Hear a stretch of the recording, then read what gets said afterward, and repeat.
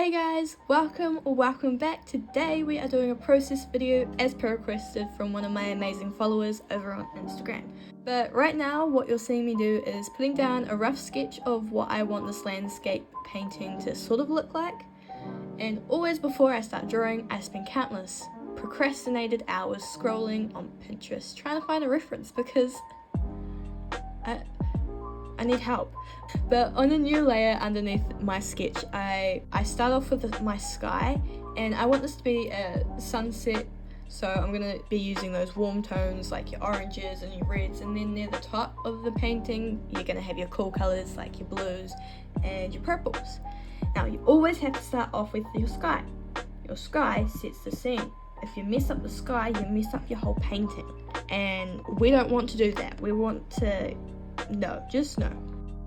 But then I go into Gaussian blur and I adjust it so that the colours blend to my liking, which usually means the colours are just blurred into one another, that you can't see the harsh lines. Now I'm adjusting the layer just in case I decide that I want to change the horizon line, and then I wanted to add more depth, so I added some more dark blue to the top of the painting and I just smudged that in with a smudge brush using the round brush. I'm going to add another layer on top of the sky and I'm going to fill in some grassy hills. I'm doing most of this stuff now with the studio pen, which is a default pen in Procreate. Then underneath that layer, using the same technique, I'm going to put in a brown path. Then on another layer underneath that, I'm going to get like a sort of a lightish purple colour for a hill. And then on a layer above that, I'm going to select a darker purple for the hill to have in front of it. Then on a new layer, just above the sky, I add my clouds. This is my favourite part. They're just a bunch of squiggly lines that you fill in.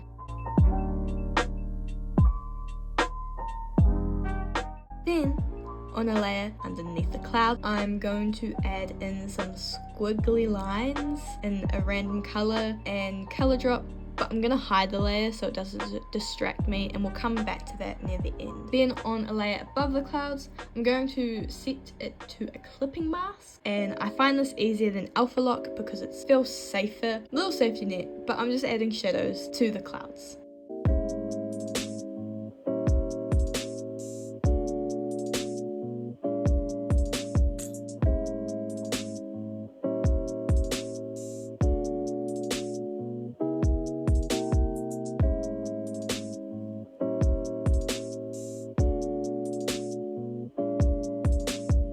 Now something happened with my screen recording, but I'm just adding a moon. This is on a separate layer, and I made a circle using the round brush, and then I cut out that moon shape using the round brush as an eraser.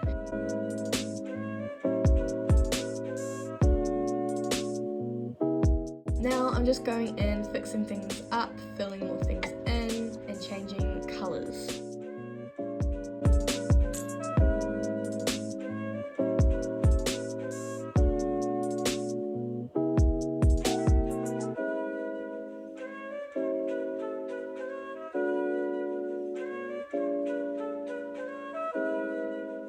Now on a new layer above our first light purple hill, I'm going to change that to a clipping mask, and I'm going to select light purple and a dark purple. These are going to be our highlights and our shadows for the lines that I'm going to create.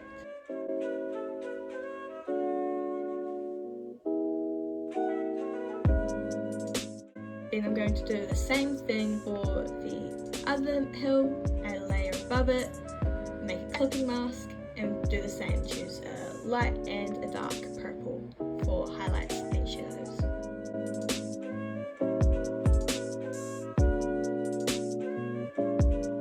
Now on a new layer, I add in my grass that will be in a gradient both with the pen size and colour.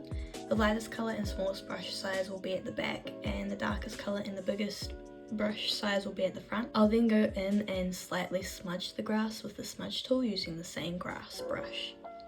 And this brush, along with a few others that I will be using in this painting, are from a free brush pack from Claw, which I think I can link in the description. Hopefully I can, because it is so helpful, so useful. I'm so thankful to her for being able to do that for us.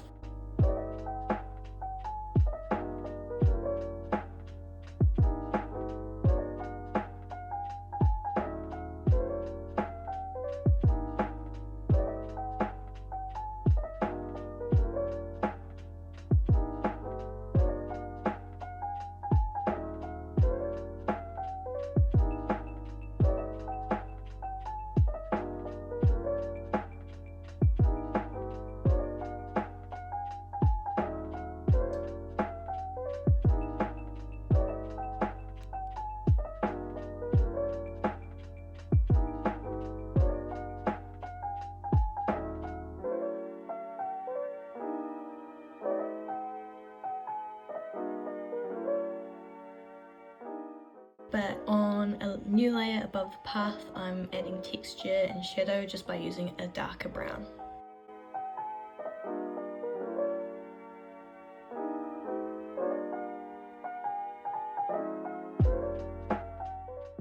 On a layer above the grass, I'm going to add in little rocks everywhere, and I use the harmony option on the colour selection so I could get a complementary colour, because colour theory. But I'll use the same technique like with the hills in the background by using a clipping mask, selecting a lighter and darker purple for the lines, and then to make the rocks blend in, I'll select that base rock layer and I'll use the grass brush as an eraser.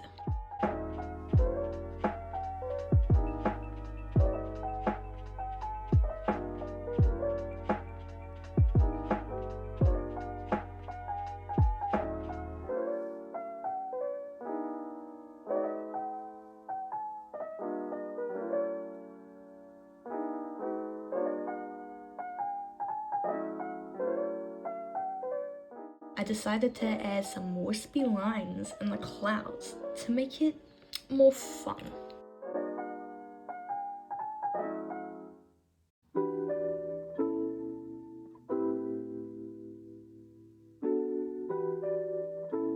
I'm duplicating the moon layer and am going into bloom and adjusting the different modes to make the moon glow. I then play around with the different filters and opacity on the two layers, but I usually have the top layer as a pin light, and then with the bottom one it really depends on the different colours and how the different filters work, but I decided to have it on the hard light filter for this painting. I like to leave a painting and come back. It usually takes me 3 days to complete one, just because I like to take a break, freshen up the eyes and see how I can make the composition look better, which is what is happening here. Now here's where I forgot I wanted a whale, so instead I decided to sketch in a little ghost friend. For all the ghosts I use 3 layers. First I outline the ghost and then I will duplicate that. I'll fill in the bottom layer with the same colour and I'll turn that to the soft light filter, and then the top one will be colour dodge. I'll then duplicate the colour dodge layer and I will go into bloom and make it glow.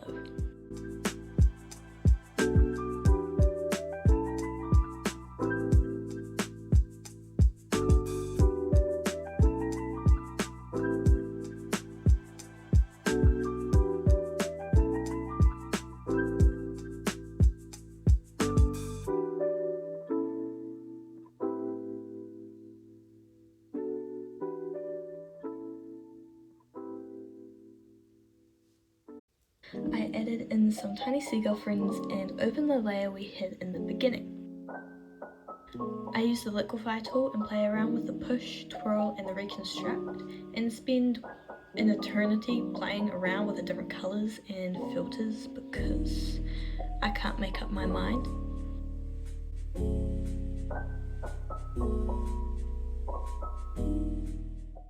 Then I thought the grass was looking a little bit plain, so I added some flowers using a brush from the free pack from Claw, and I warped the left side just so that the flowers flowed with the hill. Now, the reason why this looks a little different was I was playing around with some filters, but I didn't end up liking it, so I decided not to show you because that would have been a bit of a waste of time. But I thought our little ghost friend was a little lonely, so I added another one doing the same process as I did for our first one.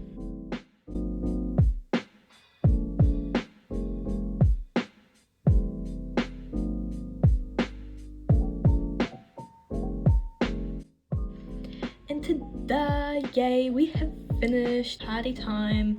I don't know how well this went as a process video, but the full piece will be on my Instagram, which you can check out.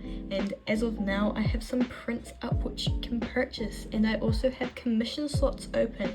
All the links will be in the description for you to check out. But I hope you enjoyed that, and everyone has a good day and a good night.